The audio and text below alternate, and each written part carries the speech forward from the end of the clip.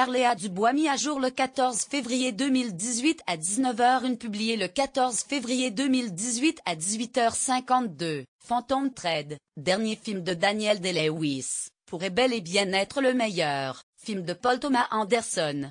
Costa Balta/Reuters, revue de presse. L'acteur irlandais le plus oscarisé de l'histoire du 7e art retrouve le réalisateur Paul Thomas Anderson pour signer son ultime rôle au grand écran, 10 ans après leur première collaboration dans There Will Be Blood.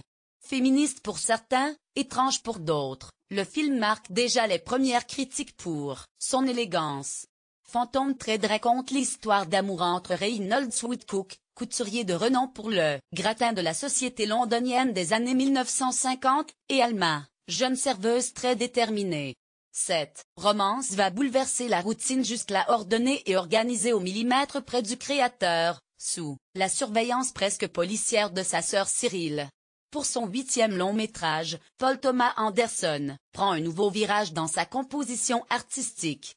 Il embarque avec lui Daniel Day-Lewis, présenté par Le Figaro comme l'un des plus grands acteurs du 7e art, ainsi que Vicky Krieps en l'aimante et amante Alma, et Leslie Manville dans le rôle de la sœur présente du couturier. Et tous les trois, sans exception, y livrent une interprétation magistrale. Un schéma à la Cendrillon de par le choix de parler d'un homme fortuné qui emmène une jeune fille qu'il est bien moins que lui dans un monde bien plus chic que ce qu'elle ne connaissait alors. Phantom Thread se teinte de l'histoire de Cendrillon. Pourtant, d'après Culture Box, malgré cette base d'histoire d'amour souvent utilisée au cinéma, le film d'Anderson n'a rien d'un conte de fées. D'accord, on a compris, c'est une variante nouvelle de la fable du prince et de la bergère. Oui, mais beaucoup plus nouvelle qu'on ne l'attendrait. Slate selon Slate, ce qui rend Phantom Thread beaucoup mieux qu'impeccable, commence par le portrait que le film dresse de la féminité de ses personnages. Une féminité qui, s'il les traversera à l'occasion, ne cessera d'échapper à tous les clichés qui lui sont d'ordinaire associés. Le site voit en la figure d'Alma ni reine ni muse, mais une femme.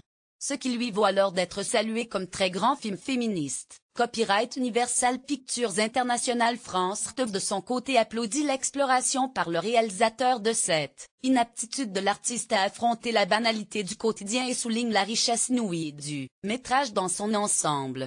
Slate, toujours dithyrambique, vante le lâcher-prise, qui est à la fois celui d'un homme et celui d'un artiste raconté par le cinéaste. Ce geste est, ici, à la fois touchant et grandiose. C'est de ce lâcher-prise que découle la véritable énergie du film. Très étrange film, Phantom Thread ne peut être qu'identifié au qualificatif, un peu galvaudé aujourd'hui mais si juste en son cas, de chef-d'œuvre. Culture Box d'après Première, les envolées, les crises de colère, les pertes de contrôle qui ont fait la légende de Paul Thomas Anderson dans et hors des films, n'ont pas ici leur place.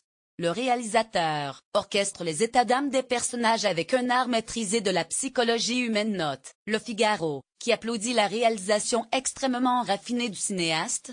Culture Box renchérit, à ce stade, Anderson atteint un niveau de perfection entre le fond et la forme confondant. Lire aussi, moins Daniel Day-Lewis se confie sur sa dépression et l'arrêt de sa carrière avec Phantom Thread. Surtout, Daniel Day-Lewis tire dernière sa révérence. Mais, comme le souligne RTBF, si les cinéphiles se désolent de sa décision de prendre sa retraite, ils ne pouvaient rêver de plus bel adieu.